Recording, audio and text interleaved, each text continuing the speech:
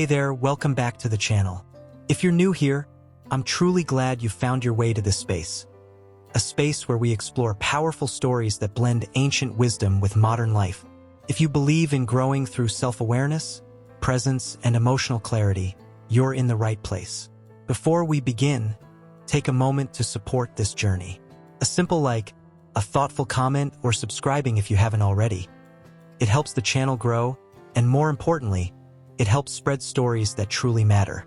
Today's story is about a man named Rogers, but in many ways it's about all of us. It's about the quiet kind of strength, the kind that doesn't shout, doesn't chase, doesn't beg to be seen. It's the strength of boundaries, of walking away with dignity, of loving without losing yourself. Through the lens of Zen and Stoicism, Rogers learned that real connection begins where self-respect is honored. This is his story. Let's begin. Rogers wasn't always this calm. He wasn't always this grounded. There was a time when his love life was a cycle of overgiving and silent disappointment. A time when he bent so far to please others that he forgot how to stand straight for himself.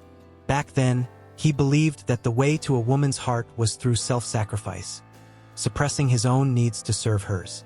He thought love meant erasing his edges to become whatever she wanted. But all it ever earned him was temporary affection and quiet exits. It wasn't until his heart finally broke, not from rejection, but from the exhaustion of pretending, that he stumbled into something ancient and real. Zen taught him to be still.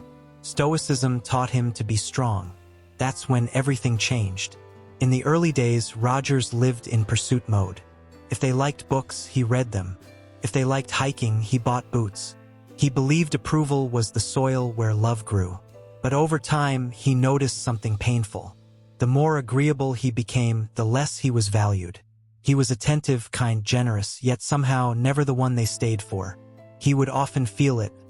The slow distancing, the cold replies, until one day, after weeks of deep connection, someone simply disappeared.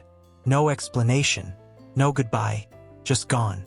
That night, Rogers stared at his ceiling until morning, replaying every moment, every smile, every silence. It wasn't just heartbreak. It was an identity unraveling. But pain, if faced fully, can become a teacher. Rogers didn't want to get even, he wanted to get clear. He sought out peace, not as a strategy to win anyone back, but to understand why he kept losing himself.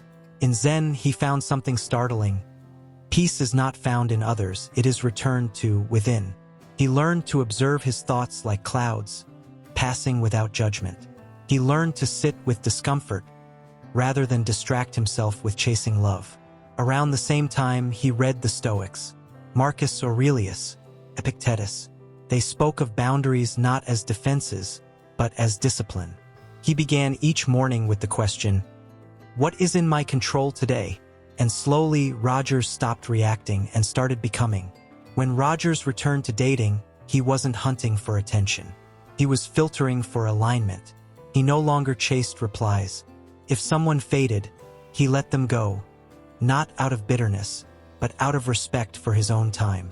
He created space in his life not to be mysterious, but to protect his peace. And when someone crossed a line, he didn't lash out.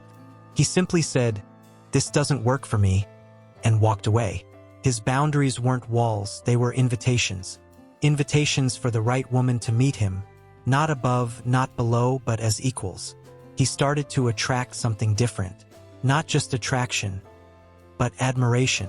And then she came, not the most glamorous, not the most charming, but she saw him, and more importantly, she respected him.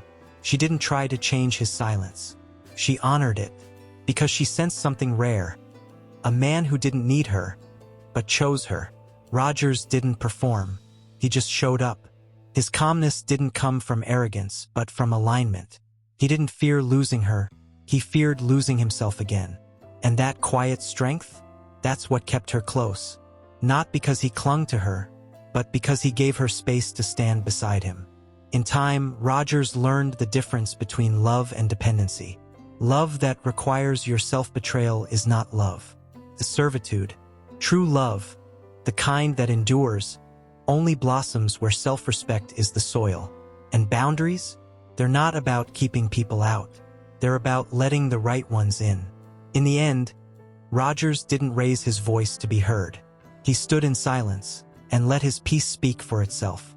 Love her, but never lose yourself. That's how real men love, with stillness and strength. If you're always the one bending, you're not in a relationship, you're in a performance. Set boundaries not to control others, but to honor yourself. You don't have to yell. You don't have to argue. Just be still. Be clear. Be present. Those who respect your silence more than your noise, they're the ones worth keeping. Thank you for being here, truly.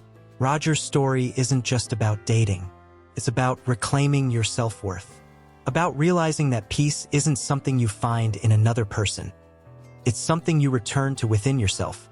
If this story stirred something in you, if you've ever felt the ache of overgiving, the silence after being ghosted, or the quiet pull to finally choose yourself, know that you're not alone. And know this, your boundaries are not a burden. They are a reflection of your clarity. If you found value in this story, please take a moment to support this space. Like this video so more people can find it.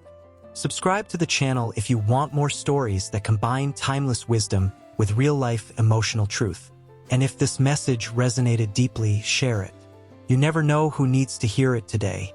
Until next time, love with strength, stand with stillness, and remember, the right people won't make you shrink. They'll meet you where you stand. Peace is power. Stillness is strength. Self-respect is love.